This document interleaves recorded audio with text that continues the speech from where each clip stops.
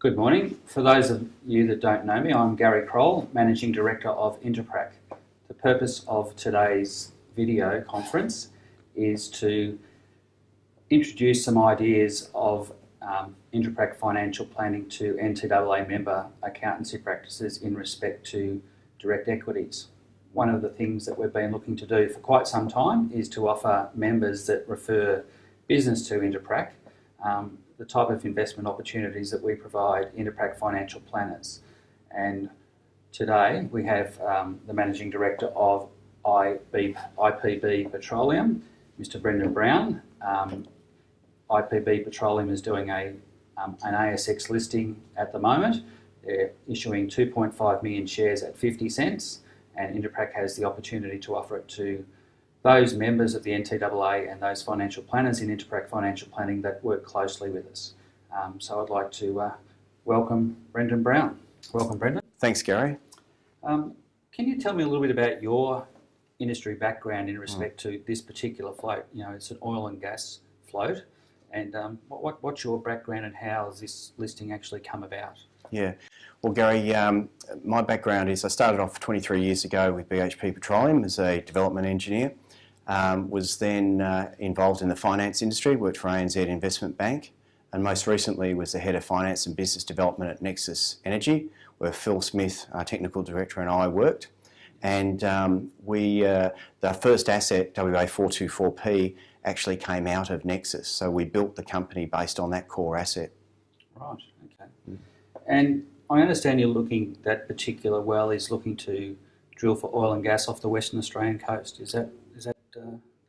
Yeah, our first well, which is fully funded by our farming partner Cal Energy, is targeting oil, and it's planned to be drilled around about mid to late July this year. And it's a fairly short well, approximately a 12-day well, and it's targeting approximately 40 million barrels of mean recoverable prospective resource. Yes. And you mentioned Cal Energy. I understand there's a connection to Warren Buffett and Berkshire Hathaway in that joint venture. Yeah, well, look, Cal Energy is owned 100% by a company called Mid-American. It's a fairly substantial energy company based in North America, and ultimately Mid-American is approximately 89 or 90% owned by Berkshire Hathaway. So that is the connection. Our farming is with Cal Energy, and we're really delighted to have them as our farming partner. Yeah, these sort of things don't just happen. So what sort of due diligence process does a company like Cal Energy undertake to invest in a small exploration company like yourselves? Yeah, we went through a competitive tender process, if you like, to farm in. Right. And Cal Energy, all up, concluded about 5.5 months of fairly detailed due diligence involving technical and commercial due diligence. Yes, no, it's very substantial, and certainly I noticed there was an article in The Age already talking about that particular farming partner. It's very public and positive feel about your float. Yeah, look, we're delighted to have them. A couple of key points that are important is they're funding 100% of our well. Yes. So we have effectively no exposure to that well, and the well in substance is uncapped. We estimate the cost of the well to be about $14.5–15 million. If there are cost overruns up to $32.5 million, that will be funded by our farming partner. So it's a good, strong position to be in. Yeah, I'm sure there's many ASX listed companies that are quite jealous of your achievements before listing. It's very exciting. Well, I think it's because the asset is so good. Yes. And also we've done a lot of quite valuable work, I think. Yeah. In our due diligence, looking at the actual asset itself, I noticed there's actually been a discovery there before. Yeah. What does that actually mean in respect to the potential profitability or whether it's a resource that can be commercial? Yeah, look, you raised an important point. I mean, there's sort of two key takeaways with existing oil in the permit. One, you want to explore for oil where you know there is oil. Yes. So that's the first premise. The second premise, and the important thing with the Gwydion oil discovery, which has an estimated 6 million barrels of recoverable oil, is that any any other discovery notionally nearby to Gwydion can actually be coincidentally developed as well. So it adds to the resource base and therefore the commerciality. So once you pass commercial threshold, every incremental barrel is profit. Yes. And you're near some other successful oil fields? Yeah, look, we're near, the Browse Basin is a really new in terms of, it's not new in terms of exploration, but it's new in terms of development. There's quite a substantial amount of money going into the ground at the moment. Two notable projects, Prelude and Ichthys, which have combined capital investment of over $40 billion. So we're in a quite a world-class location in terms of exploration and development. Importantly, with our company, we're focused on what's called a near-shore southern margin oil fairway, whereas the larger companies are more interested in the deeper big gas condensate fields. Yes. So that I understand that means that the cost of the drill program is substantially less because of the depth, is that right? Yeah, that's exactly right. I mean, there's about 3-4 key points that we've focused on. We want to be in oil, conventional oil, we're in shallow water and shallow reservoir depth, which all bodes well for economics. Yes. And the Western Australian government, is there any, what's the you know, normally you have sort of geographic risk and country risk and all those sort of things. What's the state government's approach to drilling closer to the coast? Yeah. Is there any issues there? Well, you know, we obviously comply with all of the environmental requirements. We're doing nothing which is novel in terms of our location closer to the coast. In fact, the Carnarvon Basin has a number of developments, some even closer to the coast than what ours is. So it's standard practice. Yes. And the number of employees that you might need? Yeah. At the moment, we've got in the order of 6 to 8 employees, and part of our business strategy is to only operate assets up to what's called a final investment decision stage, where you commit capital to development. And under that model, you can actually get away with a fairly low overhead and a small number of core employees. So we could see on the back of success maybe doubling our staff to something in the order of maybe 10 to 12 staff. Yes. As core staff. Yes. So one of the other things I noticed is that you're raising such a small amount of money for such a high capital cost. Obviously, the joint venture partner is trumping up the majority of the cash. Yeah. $2.5 million listing is very small. Why did you sort of target such a small number initially? Well, one, you know, you always want to manage dilution. Yes. And, you know, if we have success even at our first well, you know, you're going to see hopefully a very substantial increase in the value of the assets of the company and therefore the company.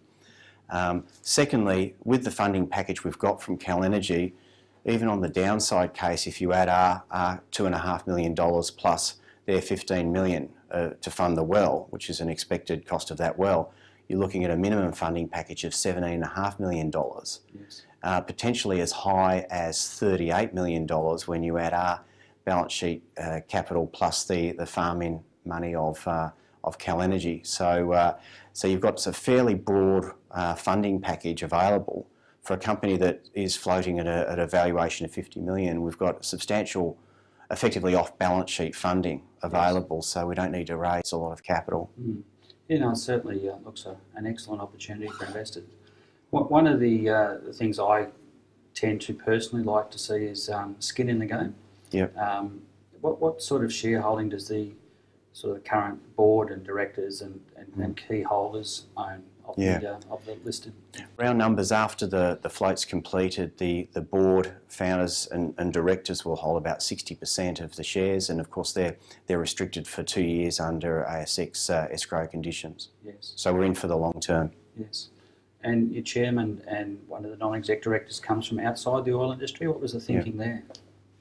Well, look, I've known Shane for 10 to 12 years, and he comes from a finance and accounting background as well as business, and you know, is an excellent steward of corporate governance and so forth. So that was a big tick for us when we started off, with just Phil and myself being executive directors. We wanted a fairly good independent chairman, so that Shane was the first choice.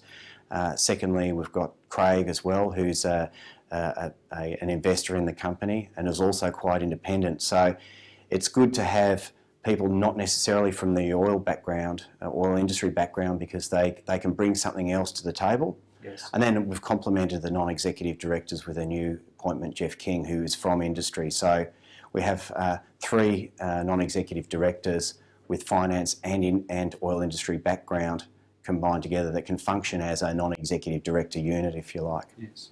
Well, certainly Shane Tanner, being the chairman, was the thing that attracted Interprac to this IPO. We've supported a number of Shane's other companies, and certainly their compliance and their performance has always been under-promised and over-delivered. So I think Shane Tanner as chairman is an excellent choice. Yeah, great. I understand that you're issuing 5 million shares at 50 cents to raise $2.5 million. Yeah, that's correct, Gary.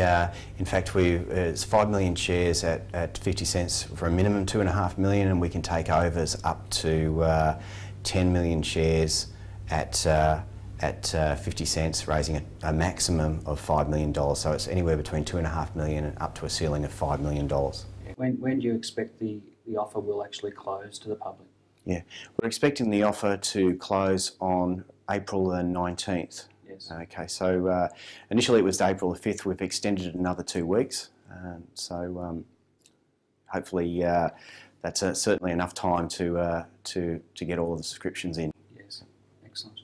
And I understand that Interprac's got the opportunity to offer small parcels to our members. So we're looking for 150 new shareholders to close the float, and are looking for those members that are interested to take a maximum, unfortunately, of 10,000 shares at 50 cents for $5,000, or a minimum of 4,000 shares at 50 cents for a $2,000 investment. The reason for that is I believe that the subscription is going extremely well in respect to the dollars, Yes. But we're just a little bit short on the numbers. Is 400, you need 400 shareholders or 450 shareholders to do an IPO, is that right? For us, we actually need 350, Right. and we've already got 50 independent shareholders that count, so we need another 300. Right. And how close are you to the actual dollar figure in respect to what's been raised in the 3 or 4 days so far?